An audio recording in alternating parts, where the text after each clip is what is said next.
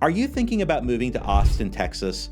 In this video, we're going to take a map tour of the greater Austin area. We're going to look at all of the surrounding areas, the surrounding communities, and the roads and highways that connect it all together. This is actually one of the videos that I wish I had when I relocated to Austin back in 2017. It seems like a long time ago, but back then I had changed my career from being an international teacher teaching all over the world to starting my real estate career here in Austin. I hope that this video will save you some time, but also just give you a general orientation to this area. So let's get into it. All right, let's go into the map now. So here we are, we're looking at a map of Austin, Texas here on Google Maps. And we're just gonna zoom in here real quick. Okay, so here you see Austin, here's the City Hall, here's the Texas Capitol. If we go up here, we can see UT. Okay, and what we wanna do in this video is, because this is really a big picture video, we wanna actually zoom out, and I wanna get into focus here some of the more outlying areas that make up Greater Austin. Okay, so let's go through this, and we're gonna start north. And as we go north, I'm going to point out first Liberty Hill and Georgetown and Taylor. So these here form kind of the northernmost part of the greater Austin area. Now, there's no like official greater Austin area. There's somewhat of a judgment call here. Some people might disagree with some of this stuff, but I think this is generally would be considered true by most people who are living in the area. So we got Liberty Hill, Georgetown, and Taylor. These are cities, and all three of these are very unique and different. And as we keep going, we have Elgin and Bastrop. Some people might consider Bastrop to be a little bit of a stretch. And then we've got Kyle, Driftwood, Dripping Springs, Spicewood, and here we could draw a circle. And this really, for me at least, would be considered the greater Austin area. And here we have the center of Austin right here. Now, of course, the distance from the center to each of these outlying areas is gonna vary, and the roads are different, and so some are more direct shots, and some are a little bit more meandering roads. But nevertheless, this would be Greater Austin. Now, what I want to do now is I want to start looking at Greater Austin from the north, and then I just want to work our way down. So I'm going to go ahead and put this up here. I'm going to go a little bit more north, and I'm going to talk about some of these places and also talk about some of the roads. The first one, and the main one that you really can't ignore, is 35. Okay, 35 actually cuts right through the center of Austin. In fact, just for a moment, I just want to just zoom out for a moment and just really kind of show you this. Okay, here's downtown Austin. Okay, here's 35. You can see it just cut right through, and if you zoom out more, you can just see it just cuts right through all of this. It really just cuts through the middle. So let's go ahead, let's zoom back in here a little bit so we're a little bit more center here. Okay, and then we've got Georgetown again here, we've got Liberty Hill here, we've got Taylor here.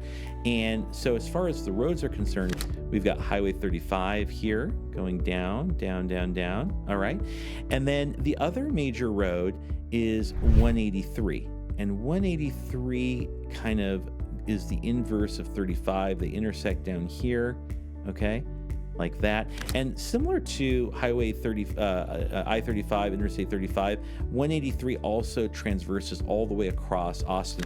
Okay, so you can see 183, it goes down, all the way down through here, goes all the way down into South Austin and beyond.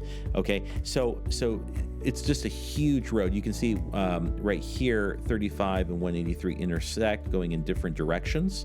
Okay, but going back to the northern part of the greater Austin area, and actually let's go ahead and let's draw this again. Liberty Hill, Georgetown, we've got Taylor over here, we've got Hutto over here, and we've got, like I said before, I-35 going all the way down. We've got Highway 183 going down here through Leander and Cedar Park. These are other major cities, Leander Cedar Park. Okay, now something to point out here. So I-35, this is a major interstate, so this does not have any tolls on it. But 183 is a toll road from about here. So the thing is that once you cross this little area here, you're paying tolls. And you know, Leander, all in here is tons of houses, new construction. Liberty Hill is growing, a lot of new construction in here. So you know, one of the things you got to consider is if you look at Highway 183, you know, you're living, let's say, in Liberty Hill or Leander or Cedar Park, and you're working down here in Austin, Texas, well, in the city of Austin, well, guess what? Every time you go down through 183, you're paying that toll going to work, you're paying that toll going back, you're paying that toll maybe to, you know, move anywhere within this area.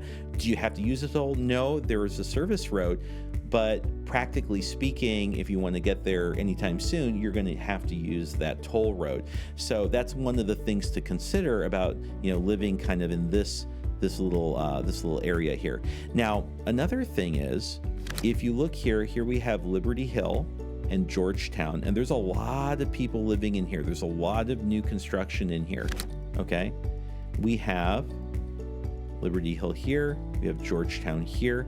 Notice we've got Highway 29, this road 29, connecting Liberty Hill and Georgetown. And all here we have Santa Rita Ranch, Cimarron Hills Golf and Country Club. These are very, very nice communities. This is a huge master plan community. This is a beautiful area with beautiful houses, acre lots, you know, really high end, very nice. So we got that there. We've got Wolf Ranch here. I've sold houses in here. This is a lot of new construction. You got Perry Homes in there. You've got Chesmar Homes in here. You got a lot of new construction going on in here. So this is kind of the major artery right here, 29, connecting Liberty Hill and Georgetown, as well as, you know, giving you access to a lot of these newer communities that are in here. There's tons of little pockets here of new construction. So that's quite interesting. Okay, moving a little bit further down from Liberty Hill, we've got Leander here. We've talked about that in Cedar Park. Now, Leander is still growing very rapidly. There's tons of new construction in here. There's some mature neighborhoods as well. But when we go a little bit further down to Cedar Park is almost really completely built out from a residential standpoint. We have some videos on Cedar Park that are quite nice. They'll give you kind of a peek into some of the neighborhoods there. But Cedar Park is pretty much built out now. There are a few little pockets of new construction, not much. Pretty much everything there has been there now for a little while now. So that's connected through 183. So let's actually go back up. Okay, and again, let's just kind of orient ourselves again. We've got Liberty Hill, Georgetown, and then we've got Hutto and Taylor. Now, I would consider this to be quite far out, but nevertheless, you know, we could consider this as part of Greater Austin. Of course, Taylor was just a sleepy, you know, Texas town, you know, not that long ago. But now, of course, what do we have in Taylor? Samsung is building a huge, giant semiconductor facility there, and I actually know many people that are living, you know, closer into Austin that are working in Taylor now, and they want to live closer in. And so they want to, you know, commute to Taylor and to go to work at Samsung. And of course, it's not just Samsung. There's all the complementary industries that are working with Samsung that are moving in there into the Taylor area. You might have heard on the news as well that very recently Elon Musk struck a deal with Samsung to use the new Taylor semiconductor facility for some of the chips that Tesla is going to need for their robotics and cars. So a lot of things are going on over there in Taylor. When you go to Taylor, though, it is quite country. There is a lot of, you know, fields and stuff growing out there, but it is changing. And of course we have Hutto, which is kind of on the way from Round Rock. Of course, that's another major city. Round Rock is absolutely a huge city that is, filled with many houses. It's the home of Dell Commuter, of course, that was, started there in Round Rock. But you can see here the 35 here, and then you can see Highway 79 connecting Hutto and Taylor. So this is a major kind of corridor from Austin into Hutto and Taylor. We've got some other roads here, like for example 95, but this is really a lonely stretch here, well, it gets you to Elgin, but this is pretty rural. All in here is very rural. Okay, let's keep going. So moving down a little bit further south, okay, I just mentioned Round Rock, and right next to Round Rock we have Pflugerville. Now I do want to mention one thing. So we mentioned 183 going down through here. We mentioned the 35 going down through here, okay. Then we have the 130, which comes down from kind of Georgetown area, going down into Pflugerville, and really hitting the real eastern outskirts of the greater Austin area, okay? And one of the things I'll point out is Cedar Park, Round Rock, and Pflugerville are kind of the three major cities that are really closest to Austin, when we're looking at, north of Austin. Cedar Park is a little bit smaller. Personally, I like Cedar Park quite a lot. I actually lived in Cedar Park for a short time when I first moved to the greater Austin area.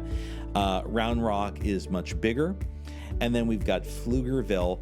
And, a lot of people that are working in Austin, if they're not working in Round Rock or Pflugerville. One thing I didn't mention about Cedar Park, by the way, Cedar Park has some very interesting industries. One of them being Firefly, which is a very big space engineering company putting satellites in space. So a lot of interesting things going on in Cedar Park. But what I was trying to say is that Cedar Park, Round Rock, and Pflugerville, these are really very popular residential areas for people who are moving to the greater Austin area. So if you're thinking about moving to Austin and you want to be, close to kind of, Austin proper, but you don't want to be in Austin, maybe there's schools you're after, maybe, you want to, have some of the lifestyle that some of these cities uniquely offer, you're going to definitely consider Cedar Park, Round Rock, or Pflugerville. In other videos, we'll go into much more detail into these cities. But moving on, going a little bit further down, let's actually go this way. Now, something that's interesting here is if we kind of zoom in a little bit here to, I want to go in here into, I want to go in here into Cedar Park. So I want to point out something here. So we have Cedar Park here, okay? And you'll notice as we go kind of over here, we see Lago Vista. Now, the reason why I'm mentioning it, and I wanted to cover it before we go too far the other direction, is if we zoom out, and let me just go ahead and zoom out here. Okay, if we zoom out, I mentioned before that, that circle of the greater Austin area, it's kind of going like this, and there's this little area called it's actually a city. It's called Lago Vista, and it's kind of interesting. It's actually, let me just go in a little bit more so we can see it. It's right here. It's all of this area here, all of this here. Okay, all of this here is basically Lago Vista. But to get to it, you have to go, if you were going to get to it from Austin, you'd have to go up 183, and then you have to take the highway, a road going into it like this. And so it's kind of a stretch to get in there. But there's, some people like living out here because it's a lot of these places have water access.